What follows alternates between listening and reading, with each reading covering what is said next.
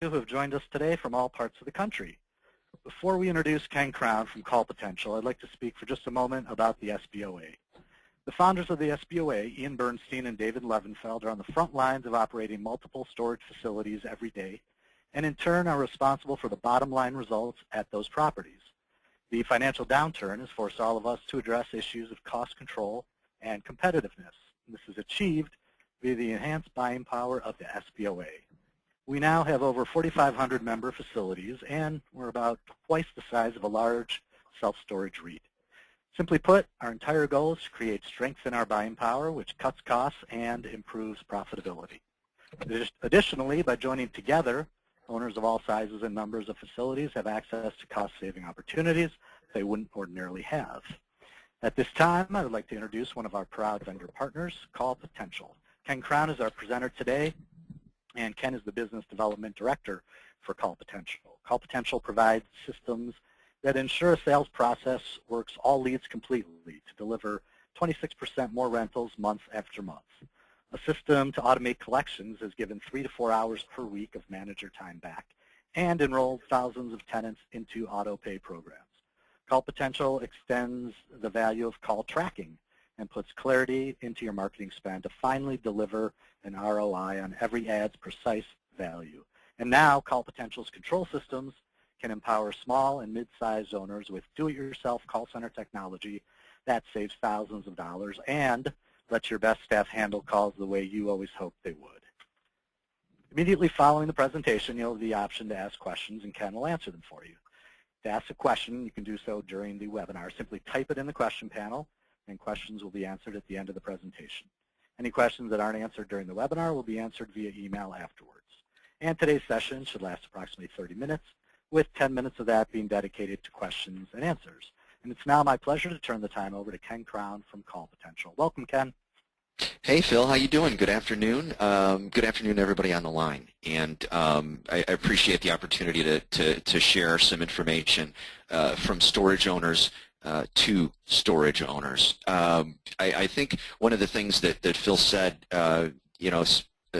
spoke to me because he mentioned a little bit about the financial downturn. And when you look at how our economy is just sort of trudging along with modest gains, it's strange because when we go to these shows, we go to a lot of the state shows and national shows, and we ask people, how's business? The answer is business is good.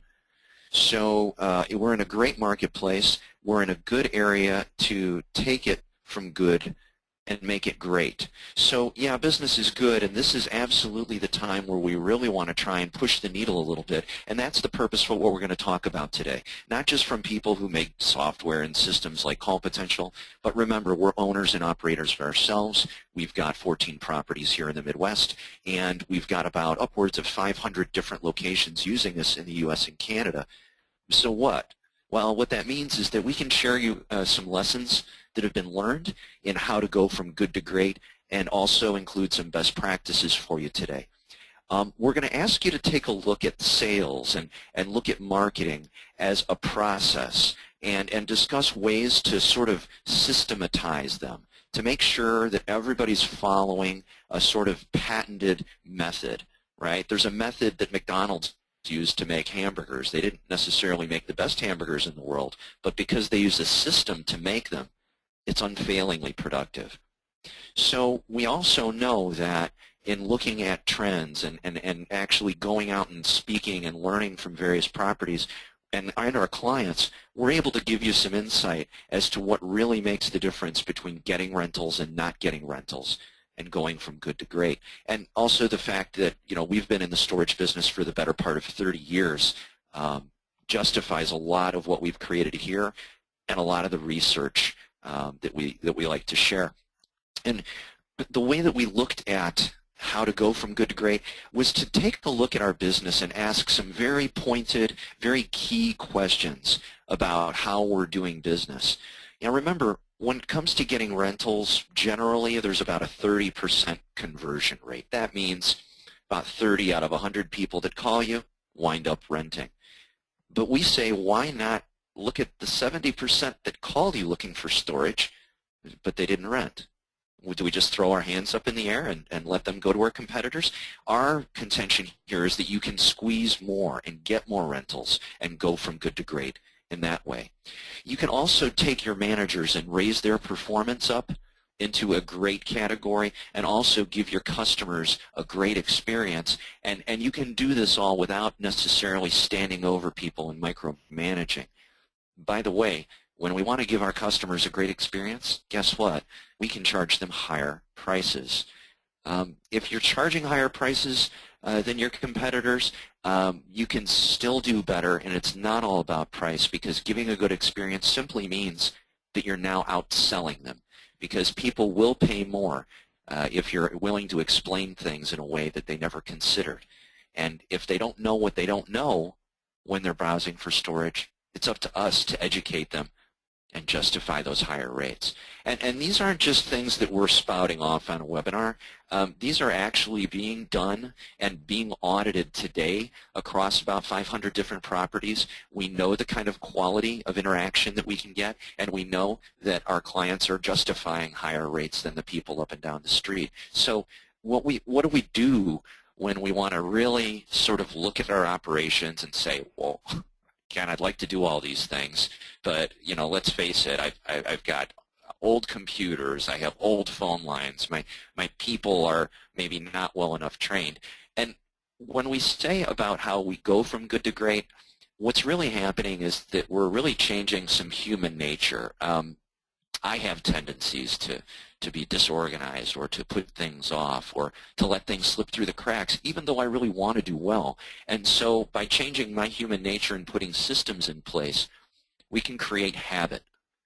We actually create change, and they say, if you read some of the studies, that you need to do something 27 times in a row to change a habit.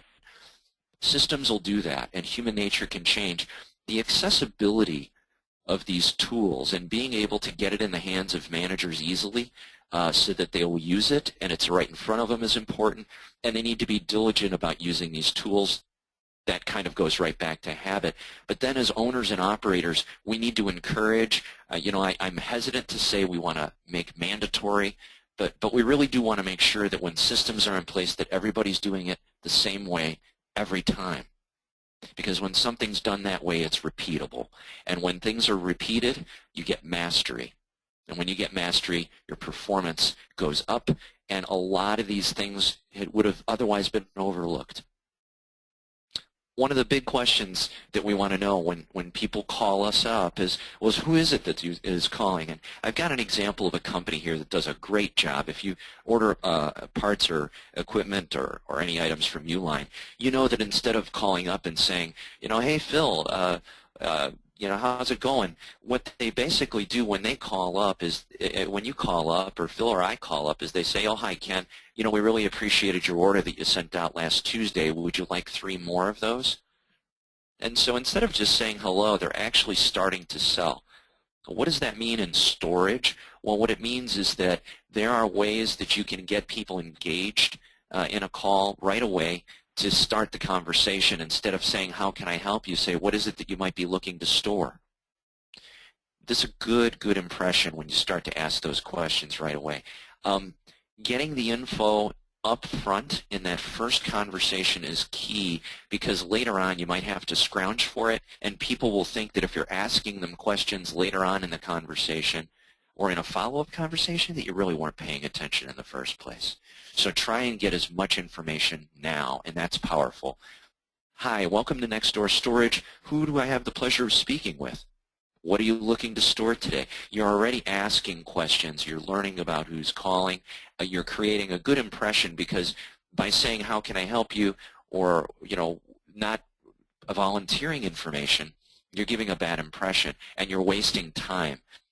On average, people are making an impression on you within the first 20 seconds of what's happening. So asking questions and a suggestion, and we gave you a couple just now, helps not only save time, but it keeps human nature on the positive side. So think about that when the phone's first being answered. Who's calling? How can I help you? Who do I have the pleasure of speaking with? Or saying, what is it that you might be looking to store? Just a little tip on how those first 20 or so seconds can go from good to great. Next, a lot of times you always want to know what ads are driving in the rentals, right? Well, that's obvious. That's basic kind of 101 storage. But the thing is that we've done research, and that if we don't get that information right off the top, right off the bat, less than half the time our managers forget to ask how they found us. And then if they even ask, how did you find us, almost all the customers will tell us generic answers like, oh, I found you in the yellow pages, or I found you on the internet. Well, what if we have 3 different yellow page ads going? And nowadays, the internet could mean 4 or 5 different places. Customers shouldn't be put upon to try and remember that. There are ways to do this through tracking numbers that we'll cover in a moment. But it's funny because when you talk to some owners, they're hesitant to invest in tracking numbers. Consider that, you know, an internet ad, a yellow page ad, or something on Google or organic could cost you into the $400, $500, $600 range. It's worth the cost of getting a $2 tracking number to see if that ad is yielding you the calls that you were expecting. So the point here to go from good to great is to get tracking numbers, but the thing that really takes it to the next level is to take those tracking numbers and start calculating a cost of sale. What's a cost of sale? Cost of sale is how many dollars that I have to spend to get my rental. Okay, so the less dollars I have to spend, the better the ad, right? So we can start to analyze a little bit and measure you know, how many rentals we're getting. And here's an example of a report that does that for us. If you haven't tracked this diligently with a system, we recommend that you do. But here's an example of various ad sources that are happening at my properties. And we've got Dex, which is kind of our local yellow pages you're familiar with. We've got some Google organic running, and it tells us how many calls came in and how many repeat callers or how many leads were generated and how many rentals occurred. So this is pretty good. I mean, yeah, well, oh, wow, I got 659 rentals off my main number, but what was the cheaper of the ads? What was the most high-performing ad for the dollars spent? So now, this is how you can take that information and go from good to great. So we knew about the rentals that occurred, but when we plug in our costs of what the ads run, you can start to determine the cost per call and the cost per lead. This is going to yield you some really important information, and that is the cost of sale. I mentioned it's how many dollars does it take to get a rental. So these lower costs for per sale ads are really important. I'm going to go back to that for a second and just point this out. You know, you'll notice here that some cost of sales are approaching $200. Okay, to get those 5 rentals, it costs almost $200 a rental. But then here's one where we got 14 rentals, and it only cost us $73 a rental. And ironically, if you follow me with your eyes here, you'll notice that this was actually a form of a yellow page ad. And the irony here is that the online version of Dex, which is called dexknows.com, I'm going up here now, their online version actually had a higher cost of sale for us to get rentals. So when people say, I'm getting rid of yellow pages, we hesitate, because actually the dollars spent to get a rental, in this case of yellow pages, is much, much less than it was for their online version. So in God we trust, but measure everything else. That's another way to go from good to great. We want to ask our business this question now too. What did my manager say when people called up looking for rentals? Oftentimes when we hire somebody, we just sort of tell them, here's your script, here's some of the things you need to ask, and they're off to the races without a lot of development or training. And what happens is everything that they do on the phone starts getting done once in a row. There's no consistency to the way they ask questions or the things they react to, and they become kind of a victim of the person on the call. So a good tactic is to start recording inbound calls.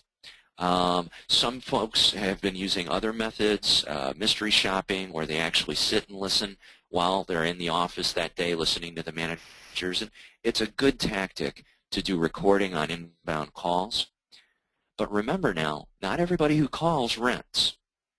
So how can we take that from good to great? Well, since not everybody rents, you might want to consider recording calls at a 400 level. And what that means, and what I mean by that kind of expression, is let's start recording our outbound calls, our follow-up calls to the people that didn't rent but initially called us. If you can start coaching a new manager on how they make follow-up calls, that's how you're going to get those people that were sitting on the fence and tip them in your direction. So consider monitoring outgoing calls, because that's how you're going to get that extra rental or that extra 2 rentals per month. You know, earlier we were talking about how the manager was thrown into the role and how they might not always remember to ask questions that really make for a high-quality interaction. We actually did some research on the top 300 operators in the country and charted and made tick sheets on what questions they asked. And what you're seeing here is the percentage of the time that these questions were asked. Some of the basic questions about storage, like, did you ask me to come in? Did you get my phone number? Did you tell me about climate control? Did you ask me what I needed to store?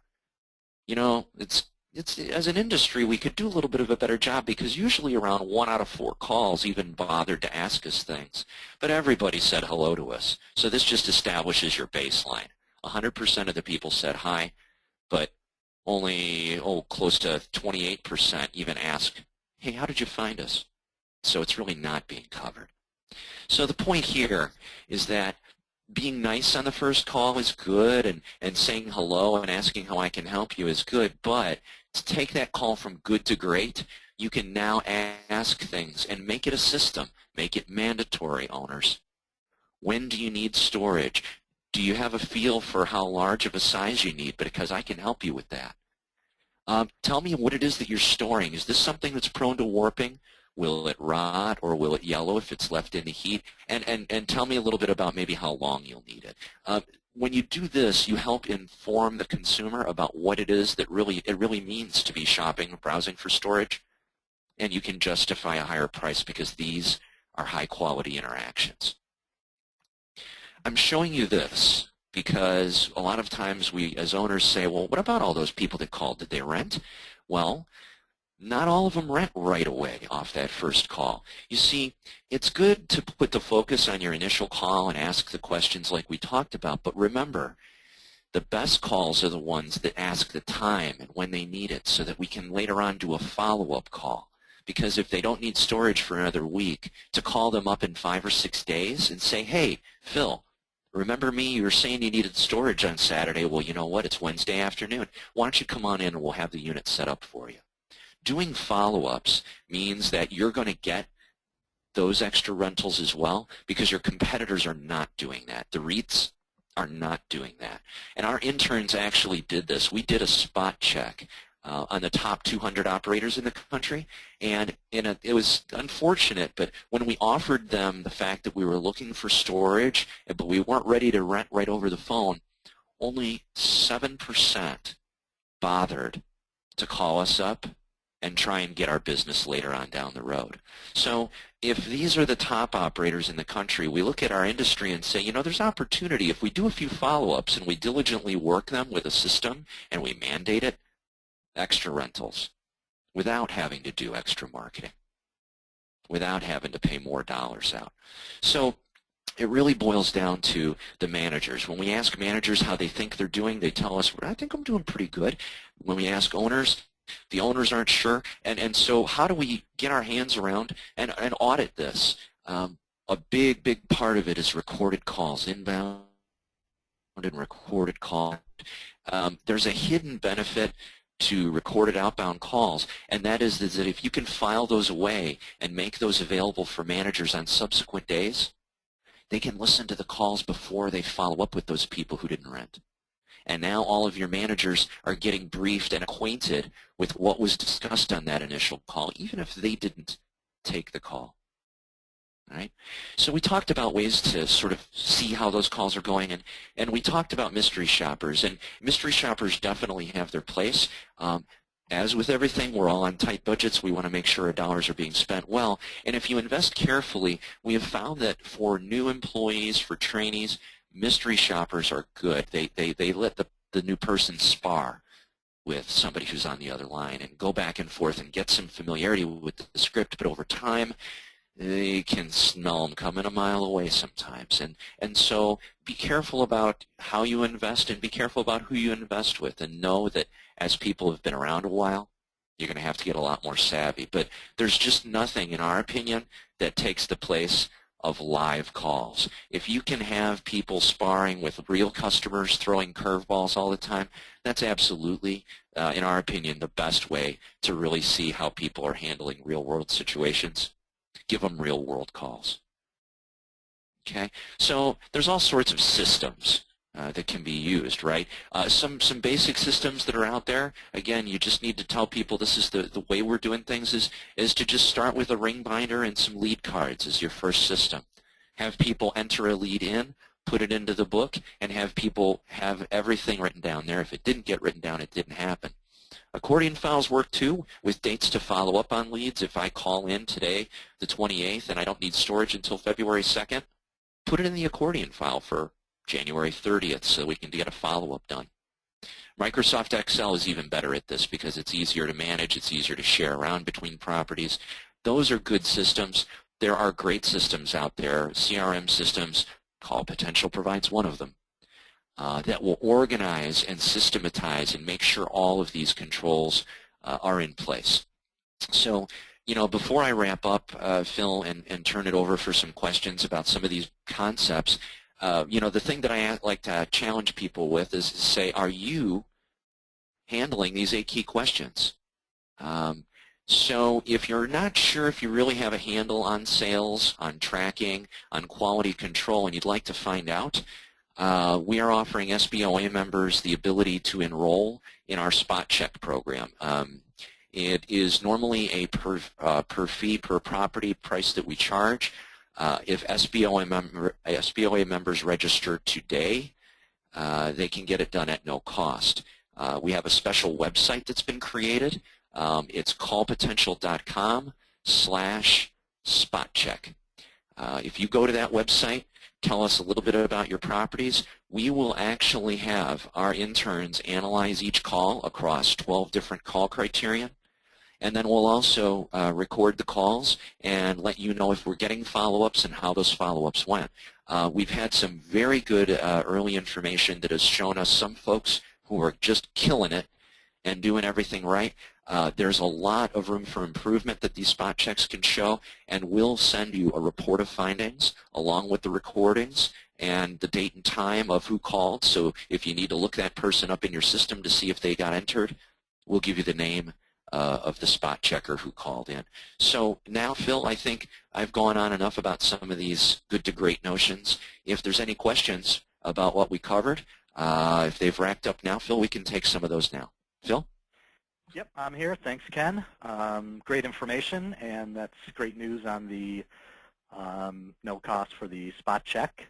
Appreciate that, and I hope some of our members take advantage of that. Just go to the website that's set up, as Ken indicated. That's callpotential.com/spot-check. Is that correct? Yep, you got it. All right, let's get into some questions then, Ken. And if you have any questions, feel free to enter them into the question box, and Ken will answer them for you. First question, what is different about the call tracking that you were describing if I'm already using tracking numbers? Good question. Good question. The answer to that is this. If you're using call tracking today, you're probably getting information on how many calls came through. So I go to a company like ABC Company and I say, give me a tracking number. And so you get a tracking number and it tells you that 436 calls came in. Well, sometimes without a system, you won't actually figure out how many leads were created as a result of the tracking number. And furthermore, how many rentals came as a result of the tracking number. So by putting a system in place and making sure you track that, what you're doing is you're saying, yeah, 400 calls came in off of my tracking number, but that resulted in 100 leads and only 10 rentals. But over here, with this tracking number, I only got 200 calls, but it resulted in 180 leads and 20 rentals. Today's tracking numbers, you can look at them a little closely and make sure you're getting that kind of information out of them, because not all tracking numbers are created equal.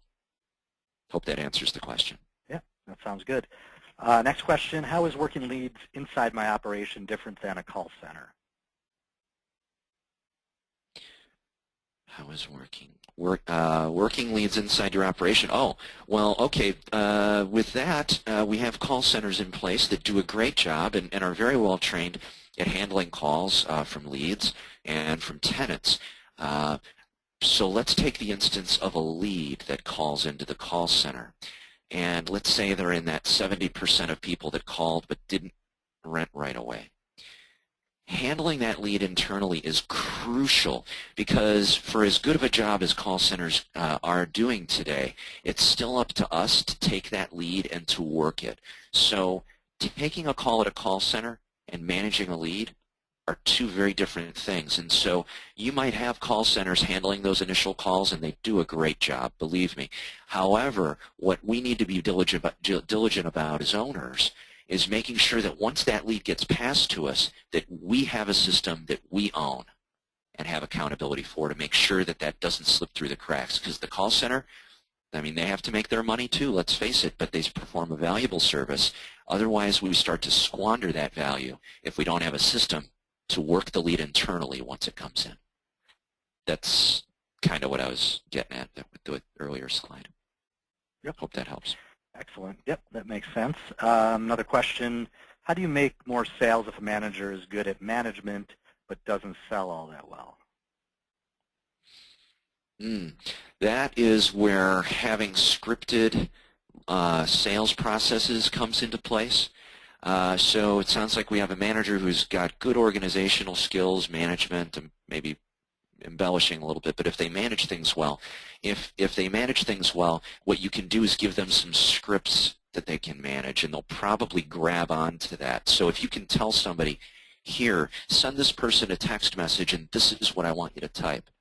Or here, send this email out to everybody, and this is what you should say. Or here's your phone script. Handle it just like this. If you give them that sort of tool, they'll use it. People who are strong at management like tools. They don't like to have to think on their feet or be creative. And actually, most sales is not thinking on your feet or being creative.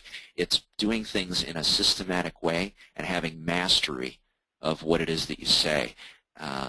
People that are in plays and movies are using scripts, but we never know it because they have mastery. And so giving people who manage things well a series of predetermined scripts is a really good way to handle that. Just one thought. Hope that helps. Yep. And another question, is there a way to determine if a manager is sort of cherry-picking leads and leaving some on the table? Yes. If you're recording calls, what you can do is do an accounting maybe once a week. I wouldn't wait till once a month, because we're in a monthly game here, and waiting a month takes too long. But essentially what you can do is reconcile your recordings with your leads. So if you're using a system, or even if you're using Excel, an important thing to do is get the time and date that people called in. If you're using a good company that does a good job at recording inbound and outbound calls, you'll be able to compare the two and then listen to that recording. And if you hear a recording that sounds like a lead, now you can train that person and say, look, this was really a lead. When somebody calls up saying, how much is a 10 by 10? That's a lead. But you noted here that it wasn't one. So you can manage to that and coach to that person. And then hopefully if you do it on a weekly basis, you can get that lead re-injected into the system so that it doesn't slip away to your competitors.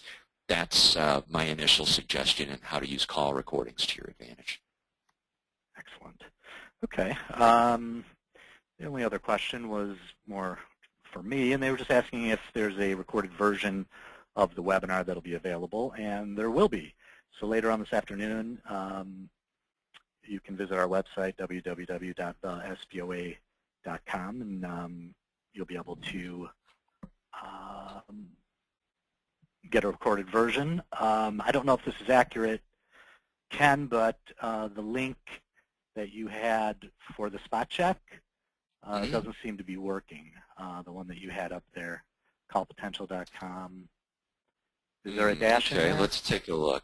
Let's try that. If you're looking at my screen, maybe there's not a dash. I think that might be it. Okay. Are you seeing my screen? If you're not seeing my screen, I'm going to go there. Yeah, I am seeing your screen, Let's take and a look. there was a dash, and that might have been the problem, so yeah. Okay. Okay, sorry, folks. Redo. Let's go here.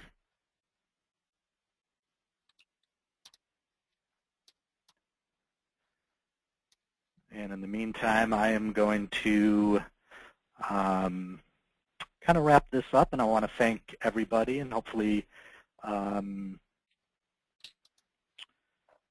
yeah, there's no dash in spot check. That's it. Yep. If you're looking at my screen, I got it. Okay. Sorry, no dash. Great. Yeah, thank you to the listener who asked that question. So it's just callpotential.com/spotcheck, and that'll take you to the page that's set up for the free spot check for SBOA members. Yep. Thank you, listener. Appreciate that. Yeah, and thank you, Ken. Appreciate the information. That's great info. And being storage facility owners and managers ourselves, we utilize CallPotential's products and services at our facilities as well. And if you'd like more information about this webinar, you can visit us at www.thesboa.com. Thanks. Have a great day, everybody. Take care, Ken. All right. Bye-bye. Bye-bye.